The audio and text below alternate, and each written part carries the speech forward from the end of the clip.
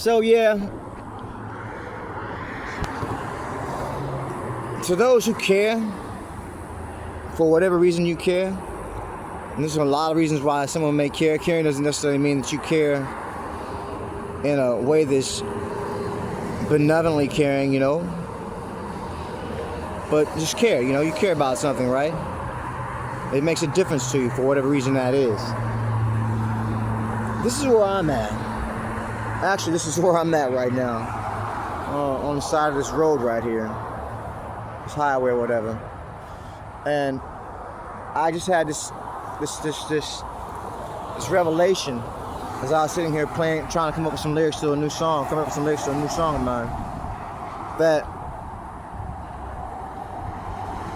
given my circumstances, the whole felon thing and the age thing and just everything, you put it all together, I've got a particular card that I can play, a particular hand that I can play in life. And out of all of them that I can think of, being an artist right now, once again, I've got a resurgence of it, of being a recording artist. A recording aside, whether I record it or not, but it's just being an artist. But at this point, I want to be a recording artist because I feel like I want it to be heard. I at least want it to be what I have to say. I want it to be said on an official channel, in an official way, like out there in the world. So I'm thinking to myself, just because you want to say something doesn't necessarily mean somebody gives two shits enough to give you 2 cents for what you had to say. Just like I was saying, it was several months ago, I think it was. Or at least a couple months ago, I was going on about what it is to say that you've got something that you want to do.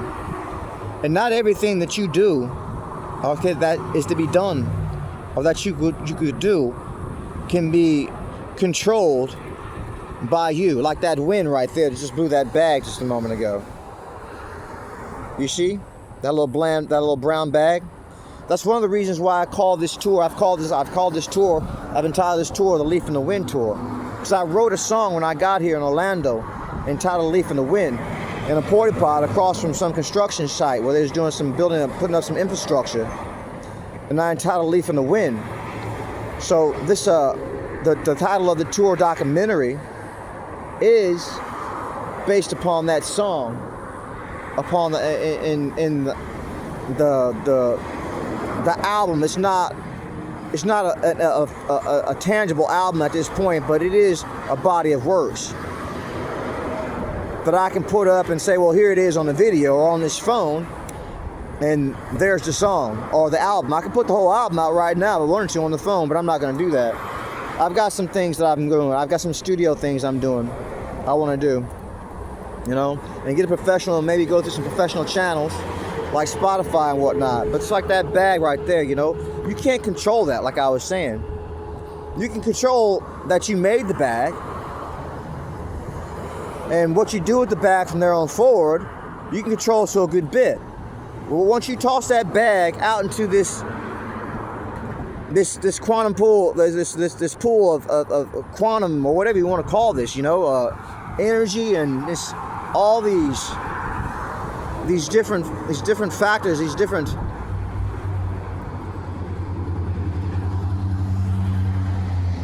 what would you call it? Elements, that could affect it, or that will affect it. Then it's like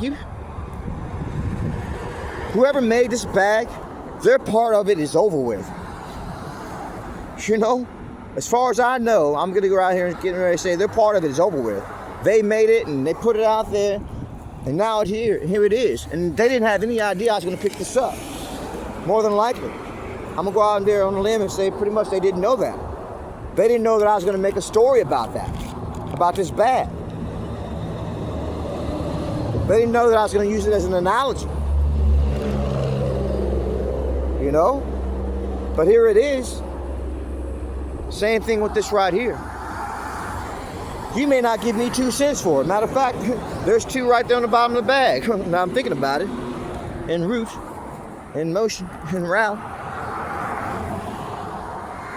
And I can't control that. That I can't control. But I'm thinking to myself, out of all the things that are in my hands right now, these hands right here, these 51-year-old hands of a black male in America, a felon, a felon. I don't like to call myself, I don't like that label, but I have felonies. I've got what I've got.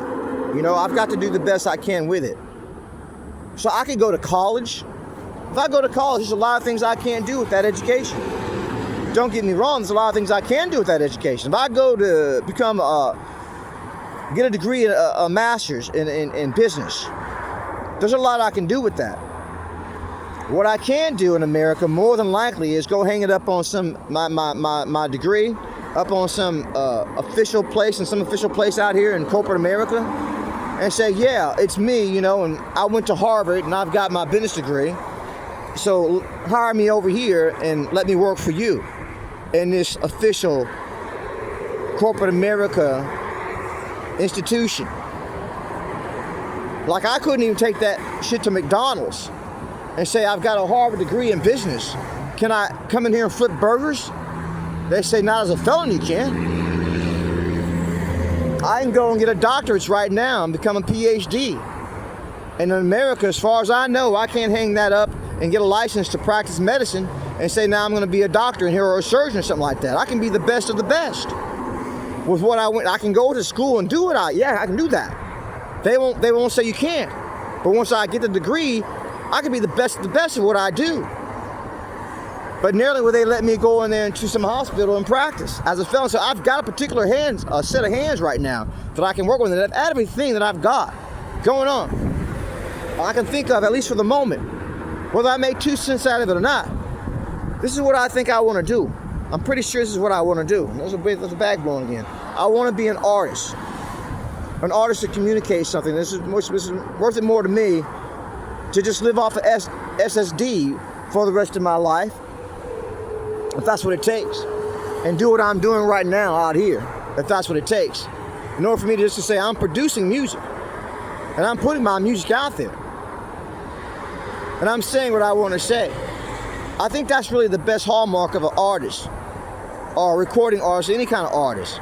It's whether you're good at it or not, whether people embrace it or not, is really secondary. Ought to be secondary. It could be, at least it ought to be secondary. Because if you're looking for accolades, if you're looking for applause, if you're looking for acceptance and all this, that's what you look for. But if that's what you're looking for, if that is your ulterior motive, then you may never find that, or you may find it posthumously, like Jesus found his posthumously.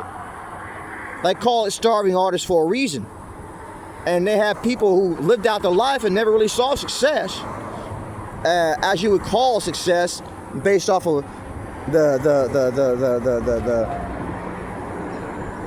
ideas or the rules or the ideologies of what success is for many people in their lifetime. But posthumously, after they passed, you know, they went on to be something that was embraced, like Beethoven, as a matter of fact. They said Beethoven was crazy. They listened to his music, and they said, yeah, he's nuts. But at some point, the world caught up with it. Not everyone, I guess, but a good bit of them said, you know, he's nuts. And at some point, the world caught up with it, and it's like, okay. Jesus, they said the same thing about Jesus. They said his man had a demon. Now, I mean, he's pretty much globally embraced by many people. Not everyone still to this day embraces Jesus and what he had to say. But it's a little bit better understood now. And more embraced now. So I don't tell you. If I've got to live off of SSD for the rest of my life because no one wants to throw me 2 cents for anything I've got to say, then I'm ready to do that, at least here and now. That's where my moment was a moment ago, as I had that revelation.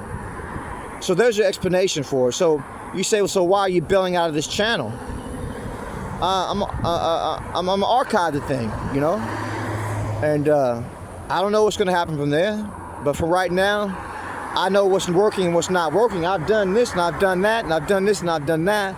And I put up some of my best stuff, like 6 feet underground, as far as something that would be commercially embraced, you would think, or accepted, or I don't know, tell you. So right now, if that's all that I'm doing, is putting up stuff that's not being, what would you call it, appreciated, then I might as well stop doing that right here now on YouTube. For whatever reason it is. Maybe YouTube's got some issue with me, and maybe there's all other different things going on. You know, it's not just necessarily that no one wants to hear it. Maybe no one is hearing it, you know? Maybe YouTube doesn't say, well, let's promote it a little bit or whatever, for whatever reason we got going on with them, and let's take this video right here and bury it somewhere, like they do from time to time with my videos. They'll put some hashtags on it, some default hashtags, and say, let's put it on the other part of make-believe, or some other hashtag on it, and you go look it up and say, well, the hell is this at? It's somewhere in limbo on YouTube. You know, so maybe there's a lot of things going on.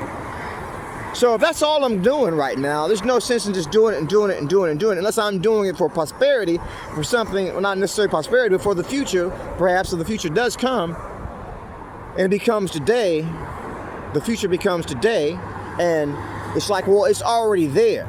That was my idea with the documentary. Matter of fact, I was going to put it unlisted, but I didn't. I went and put it out there right here, right now. But having said that, if that's all the fuck I'm going to be doing, then I might as well try to do something different, you know? And I guess professionally make the music. I've got some technology coming, I guess, for that. I already have some technology, and I need a few more things to go with it. And make it professionally where it's radio ready. And then, so it's going to be a learning curve, you know? And once I learn it, that gives me quite a bit of ability and efficacy to do some things that I've really been wanting to do for quite some time. In the manner that I want to do it, and as to get out there and be not necessarily on the radio. I just wanted to hang out on the internet, but it seems that that's not even working for me in the way that it says that I'm actually being heard. Now, I would like to be heard. Don't get that twisted. I would like to be heard. I want to be heard. Now, I don't need to be heard by everybody across the globe. I really don't. But I want to be heard. Now, I didn't necessarily mean I say that I want to be embraced, or I want to be, what do you call it,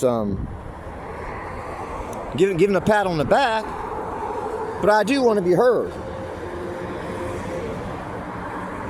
Like if I paint a picture right now, and let's say a portrait right now, and let's say it was Starry Nights, like Van Gogh, or it's a Starry Night, like Van Gogh.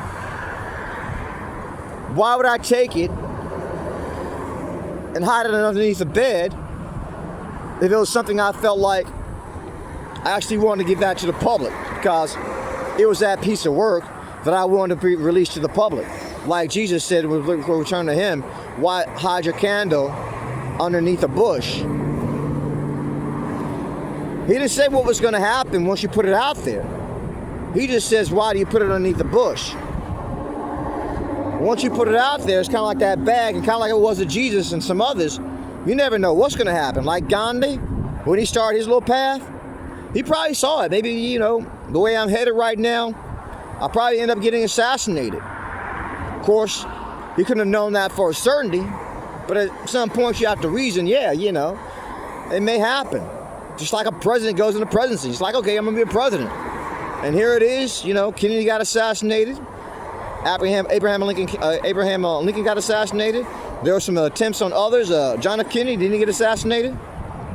And here they are with trying to assassinate at certain times. They tried to assassinate Donald Trump. Reagan, he almost got assassinated. Tried to assassinate him. So I don't know. That's where we're at right now. I guess the point to take from this is that that's what I got to do. I got to live off of SSD for the rest of my life, and do what I'm doing right now, record my stuff once I get everything on my ducks in a row, and up it on the internet, just to say this been out there, and then promote it, you know? Promote it with a link tree or whatever it is I do at the time. Then that's fine by me. It's not the most ideal, but maybe it'll keep me the most real. Maybe. There's starving artists and embittered artists. I've been embittered by quite a few things, to tell you the truth. And you say, well, why are you such an asshole? Well, I'll tell you why I'm such an asshole.